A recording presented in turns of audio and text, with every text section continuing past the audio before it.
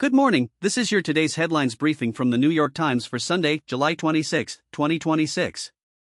We open with a major investigation into the rushed effort to get President Trump his new Air Force One. A New York Times investigation found that President Trump's push to speed delivery of the aircraft led to ballooning costs and trade-offs in safety features.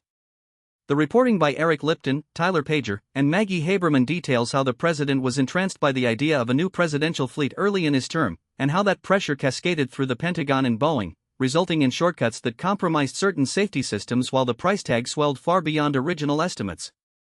The plane made its debut when Trump walked off at Joint Base Andrews on July 9 after a NATO summit in Turkey, but the investigation reveals a trail of internal warnings and overridden objections that raise serious questions about the prioritization of speed over security. Staying with national security, President Trump has set aside, at least for now, plans to sharply escalate the American military assault against Iran. According to Eric Schmidt and Jonathan Swan, the decision comes amid particular concern that intensifying the war could dangerously drain the Pentagon's already diminished stockpile of Patriot anti-missile interceptors and other air defense munitions in the Middle East. The threat to interceptor stockpiles is one of many considerations that have made a return to major combat operations a hugely risky endeavor, administration officials say. Mr. Trump and his top aides are also uneasy about the prospect of a widening war in the region, and the reporting suggests a fractious internal debate where military constraints have, for the moment, checked political impulses. Across the Atlantic, fast-moving wildfires devoured fields, forests, and homes in France and Spain on Saturday, forcing nearly 300,000 people to evacuate or take shelter as hundreds of firefighters raced to stop the blazes' approach on the major cities of Madrid and Bordeaux. Claire Moses, Carlos Barragan, and Alan Yuhas report that Madrid's regional president, Isabel Díaz Ayuso, called it an unprecedented situation unlike anything they have seen before. In France, authorities ordered the evacuation of around 197,000 people from the Gironde and Landes regions in the country's southwest, where the fires have burned through an area about 3 times the size of Paris. Help is pouring in from across Europe, but the scale of the simultaneous emergencies is stretching resources thin.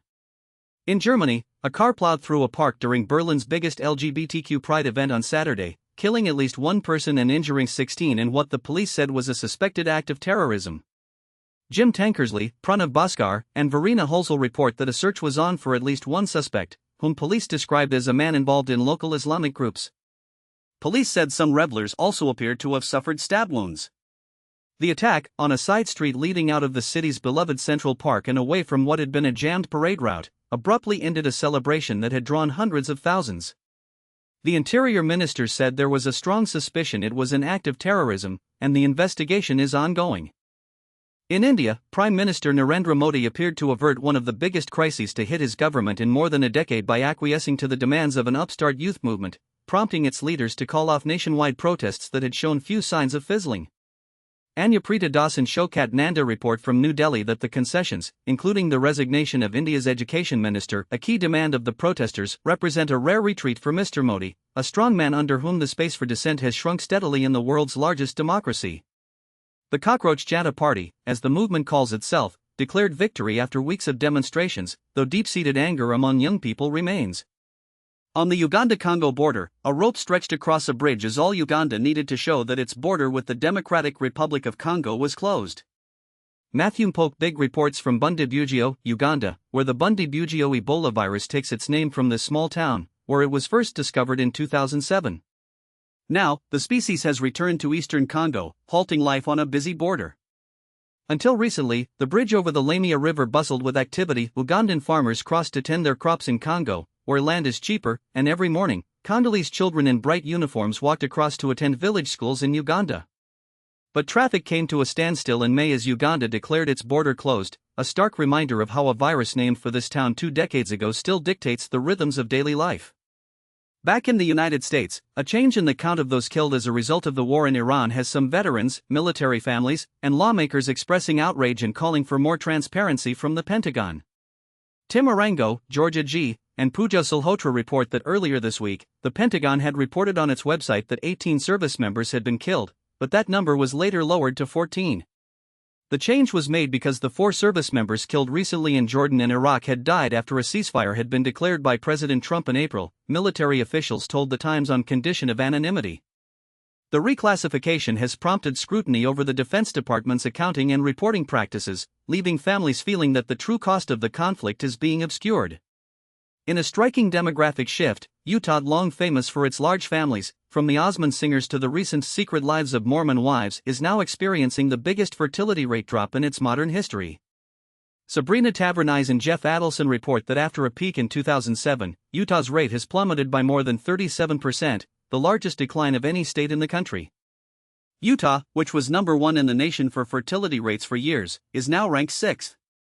The state is a leading example of a demographic transformation that is reshaping the American West, driven by soaring housing costs, later marriages, and changing cultural norms, even in a place long associated with the tradwife aesthetic. More than 500 incoming Howard University freshmen learned weeks before move-in that the school had canceled their enrollment after it said the students missed a payment deadline this month. Mark Walker and Emmett Lindner report that the decision came almost a month before the start of the fall semester, leaving the affected students scrambling to find alternatives or determine whether they could still find a way to re-enroll. Howard, one of the country's most prestigious historically black colleges and universities, said that it dismissed 502 first-year students whose accounts showed that they had not met enrollment payment requirements by a July 10 deadline. The university said the students failed to meet payment requirements and were removed from the school's enrollment weeks before they were to move in. In politics, Maine Democrats chose Troy Jackson, a progressive former state legislator, to replace Graham Plattner as their Senate candidate at a convention on Saturday that followed weeks of internal turmoil in a key battleground state. Reed J. Epstein reports from the Maine Democratic Convention in Bangor that Mr. Jackson's victory, a vote of 566 to 5, came on the first ballot of a pop-up state convention the Maine Democratic Party organized in the 17 days since Mr. Plattner, who faced a rape accusation he denies, dropped out of the race. The coronation of Mr. Jackson, who has spent a quarter-century in Maine state politics, completes a tumultuous process that began when the party's initial nominee was forced aside. An appeals court on Saturday upheld a lower court ruling blocking key parts of an executive order from President Trump to restrict voting by mail, the latest setback to his efforts to wrest control over elections. Adam Sella reports from Washington that in a 20-page ruling, the U.S. Court of Appeals for the First Circuit wrote that Mr. Trump's order directs unprecedented levels of involvement by federal officials in how states administer elections. If the order took effect in the midterm elections this November, it would create chaos, the court found.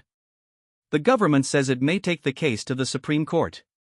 At the White House Correspondents' Association dinner on Friday night, President Trump gave a keynote speech that was full of ad hominem attacks against his political enemies, scripted jokes that fell flat, and a meandering, hour-long performance that laid bare the deteriorating relations between his administration and the press.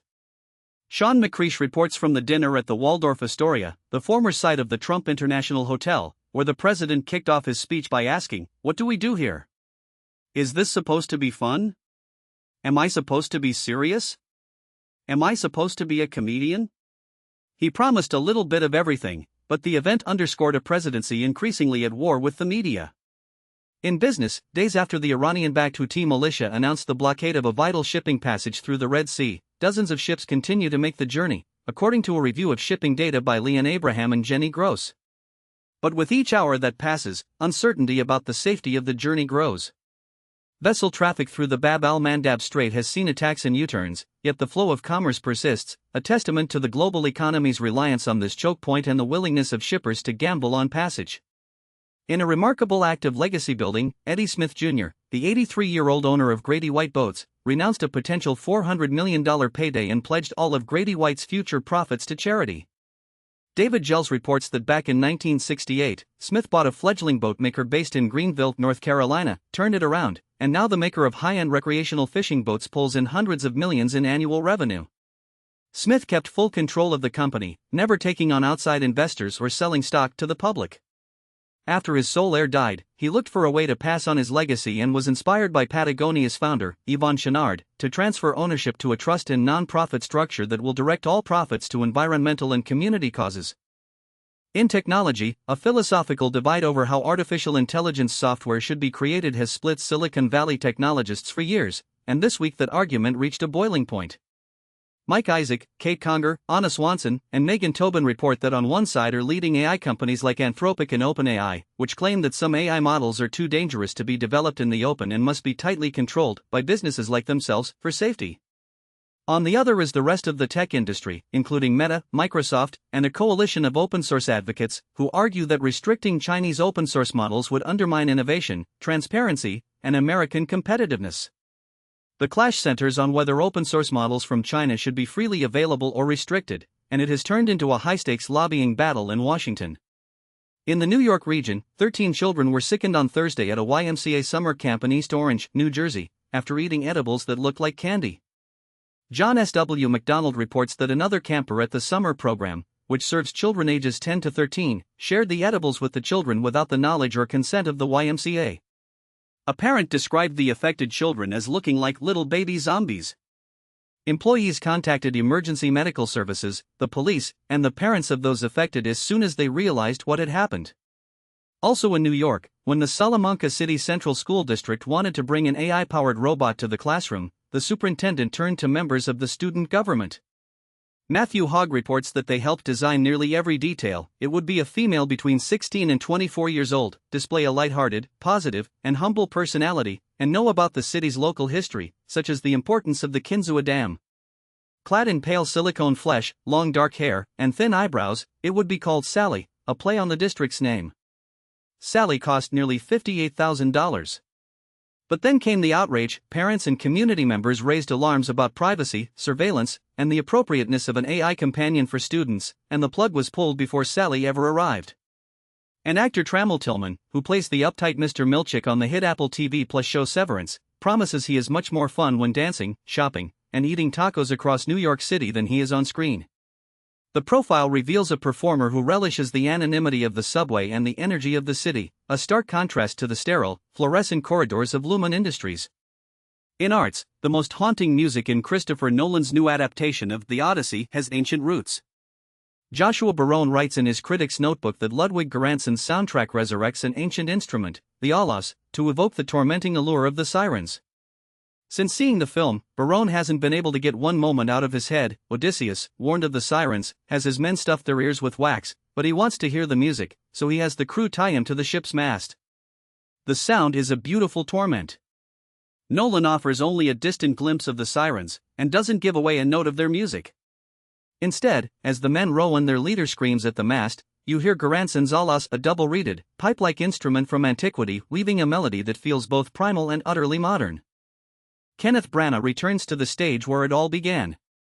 Howman Bearcat reports from Stratford-upon-Avon, England, that over 40 years after his breakthrough at the Royal Shakespeare Company, the actor tackles Chekhov and the Bard in two productions that subtly resonate with his own story. Branagh was 23 when he first trod the boards in the title role for a 1984 production of Henry V. After a 3-year stint, he directed and starred in a major screen adaptation that earned him 2 Oscar nominations and made him a household name.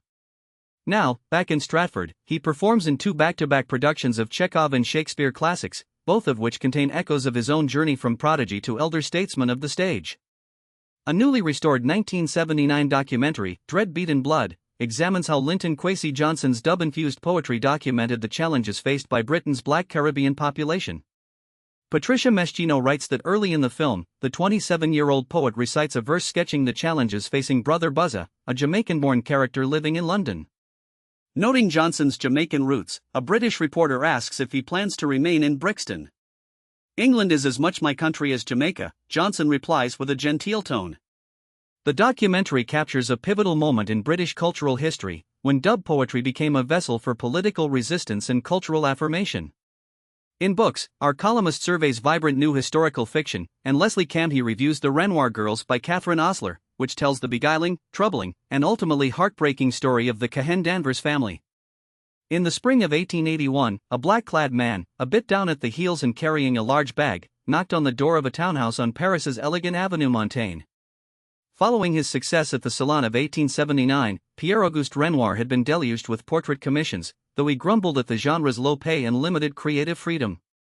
What followed was a saga of art, war, and betrayal that Osler reconstructs with historians' rigor and novelists' empathy. In food, Mia Lamecooler declares she will never not roast a chicken, and shares Ollie Slagle's 5-ingredient roast chicken with caramelized zucchini and leeks summer simplicity personified, well, chickenified. Lamecooler writes that there are some dishes she considers summer-proof. No matter how hot it is, she will turn on her oven to make them because she absolutely must eat them. At the top of this list is roast chicken. This new recipe, from Ollie Slagle's upcoming cookbook, delivers a bird with deeply golden skin, the zucchini, and leeks melting into a sweet, jammy layer beneath it, all in about an hour. And Von Vreeland serves up our very best celebration-worthy cakes: confetti cake, coconut cake, chocolate cake, and more. Gearing up for a birthday weekend, Vreeland shares a test run of Yossi Arafai's classic white cake recipe, gussied up with a coconut rum soak, Swiss meringue buttercream, and a passion fruit curd and cherry filling. Leos move in a pack, so life is birthday central right now, and the cake roster is ready for any occasion. In science, a team of scientists uploaded videos of the squirrel-like rodents in the wild on the adult content site OnlyFans to raise money amid government budget cuts. Emmett Lindner reports that in June, Daniel Bloomstein, a biologist, sat in a field in Gothic, Colorado, waiting to see a marmot. He lamented a lack of funding for his work amid federal cuts to scientific research. Then he alighted on the television show Margot's Got Money Troubles and had an epiphany. Perhaps the show's plot, about a single mother who turns to OnlyFans to support herself, could be applied to marmots and research funding. Back at his lab, Dr. Bloomstein pitched the idea with a wholesome twist, and Only Marms was born. The account features marmots whistling, foraging, and sunning themselves, and the subscription fees go directly to the research team. In wellness, we have a hydration quiz: is coffee dehydrating? And 11 other questions about your daily fluid needs. Paula Spann explores what geriatric emergency departments do differently. These specialized units can help keep older patients out of the hospital, lower their healthcare costs, and more. She tells the story of Cynthia Tompkins, who was hospitalized in May for a bone infection, then spent 6 weeks in rehab, and when a new symptom appeared in July, violent vomiting, a friend took her to a geriatric ER, where the approach is holistic, focusing on the whole patient, not just the acute complaint. And Samar Bajaj reports on a growing number of clubs that see community as the antidote to relapse, rock climbing, weightlifting, and free lattes as tools for sobriety. When Kylie Corbett got out of a 30-day addiction treatment center, her entire network was people who used. She didn't know what it meant to be truly sober. Treatment interrupted the cycle, but her life wasn't set up to support recovery. Then she found a sober social club, and everything changed. In real estate, Jill Terreri Ramos advises on how to choose a real estate agent to sell your home. Find an agent who has been working in your neighborhood, and don't be afraid to ask questions. Local, timely expertise is invaluable, she writes, because housing markets can vary tremendously year over year and from place to place. And Rhonda Kaysen reports on how a housing bill Trump spurned became law. Despite partisan differences, intra-party feuds, and the president's lack of interest, Congress delivered the first major housing bill in a generation. Senator Elizabeth Warren went to her fellow Democrats last year to suggest working with Republicans on a major new housing bill. The high cost of housing has been a burden in Democratic cities for years, but since the pandemic, conservative states like Idaho and Montana also experienced increases in rents and home prices. The legislation, which passed with bipartisan support, aims to boost supply and affordability across the country. In fashion and style, New Yorkers said farewell to the REI Soho. Alicia Haradasani Gupta describes the scene. Dozens of people stopped at a shrine before sighing and walking on. One person in a black dress and holding a black umbrella gave a 30-second farewell toast before disappearing into the evening. Another started tearing up as she read the notes on the shrine. Passers-by hugged one another. It wasn't a funeral, it was a celebration of life for the REI store, which had occupied a historic building in the famed Puck Building in Soho for 15 years before closing its doors for good on Thursday night. Martine Thompson writes on What We Talk About When We Talk About Love Island. Season 8 brought more men into the chat, and revealed that while we were all watching the same reality TV show, our takeaways couldn't have been more different. The show has always been more than a dating show. It's an invitation to press your face against a one-way mirror and watch strangers flirt, connect, and navigate conflict while audiences assign attachment styles, spot red flags, and decide who deserves empathy and grace. Season 8's most prominent relationships became the subjects of impromptu sociology seminars and group therapy sessions. And QR codes make their way down wedding aisles. Shivani Vora reports that guests at Taylor Swift and Travis Kelce's July 3rd wedding were given entry to Madison Square Garden by presenting a QR code, a security measure intended to keep party crashers away. But well before that, the technology, often associated with pandemic-era menus, had already begun making its way into weddings. Data from the Knot shows that 59% of couples have used QR codes for their weddings in 2026, for ease, cost, expedience, and sustainability. In obituaries, we remember 3 remarkable lives. Ida Schmertz, an influential behind-the-scenes feminist and corporate executive who was a founding director of the first academic research center devoted to American women and politics, died on July 2 in Manhattan at 91. An immigrant who aspired to government service, she helped found the Pathbreaking Center for American Women in Politics at Rutgers and helped women advance in workplaces as varied as the dockyard and the C-suite. Charles Gaines, a writer and adventurer who helped invent the sport of paintball but is best known for Pumping Iron, the book and movie that brought bodybuilding into the mainstream and sparked the career of Arnold Schwarzenegger, died on Tuesday at his home in Monastery, Nova Scotia, at 84. A novelist, screenwriter, and globe-trotting sportsman, Gaines wrote of his sporting passions in magazines including Esquire, Garden and Gun, and Field and Stream. Pumping Iron grew out of a 1972 article and became a cultural phenomenon. And Guy Tudor, a self-taught ornithologist who won a MacArthur Fellowship for his precise, resplendent illustrations that appeared in definitive field guides to tropical songbirds, died at 91. His art brought obscure birds to life for generations of birders and scientists, combining scientific accuracy with artistic beauty. In the magazine, Carl Anthony Towns knows the Knicks' win was bigger than basketball. David Marchese interviews the New York Star Center on playing for his mom, Patrick Ewing, generations of emotional fans, and himself. When the Knicks acquired Towns from the Minnesota Timberwolves in 2024, it was in the hope that the Star Center would help the team get over the hump from good to great. That worked out nicely. Towns, a native New Jerseyan who grew up rooting for the Knicks, was a crucial contributor to the team's glorious, joy-inducing championship run this past spring, and arguably its most important player not named Jalen Brunson. His eloquence and honesty in speaking during that run made him a unique voice in the locker room. Finally, in opinion, Julia Bellas warns of the coming peptide free-for-all, calling it the new Wild West of peptides. The supplement industry, valued at some $70 billion, is now feasting on a regulatory vacuum created by a 1994 law that protected supplement makers from having to prove products were safe and effective before being sold. Peptides, short chains of amino acids, are the latest frontier, marketed for everything from anti-aging to muscle growth, with little oversight. Nicholas Kristof argues that the dead end to Trump's perfect war in Iran may result in both Iran and Saudi Arabia ending up with nuclear weapons. Trump declared victory repeatedly in March and April. "We won, this war has been won, they are militarily defeated, but the war isn't over, and the consequences are spiraling." Kristof writes that the perfection of Trump's war has confused even his supporters, and the strategic vacuum may trigger a nuclear arms race in the Middle East. Erica Sohn, an OBGYN and scout leader, reflects on the Boy Scouts letting in girls almost a decade ago. "It's been a triumph. Leading Troop 163 for 6 years, she's seen girls invigorate scouting rather than weaken it." The two programs, Boy Scouts and Girl Scouts, were built differently, and integrating girls into the formerly all-male program has created something new and valuable. Michelle Cottle, Jamel Bowie, and David French discussed the new tactic Trump thinks will rally voters: the Red Scare strategy. With the Iran war not going well and the midterms approaching, Trump and conservatives are turning to communism as a political weapon against Democrats. The conversation explores whether this Cold War-era rhetoric can still mobilize a 2026 electorate. Maureen Dowd reviews Nolan's Zero-Eros Odyssey, noting that Homer's Odysseus was hardly a man of remorse and shame. Classicists are having a moment on social media, happily discussing whether Odysseus was Polytropos, Polymedes, or Polymekanos. Nolan's film is a throwback to the days when Hollywood big shots fearlessly took on literary classics, and it has lured audiences back to theaters and spiked book sales of Homer.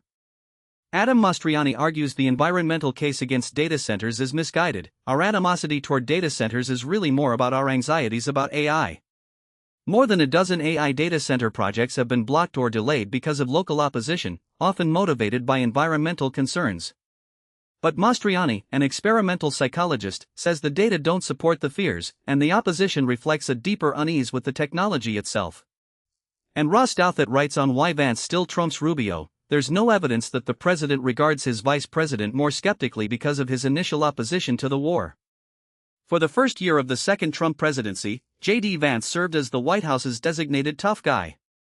In recent months, his role has changed. He was the most prominent internal skeptic of the president's decision to attack Iran and then the would-be diplomatic disentangler of the Iranian knot. That's your briefing for this Sunday, July 26, 2026. Thank you for listening to today's headlines from the New York Times. We'll be back tomorrow with the news you need to start your day. Have a good one.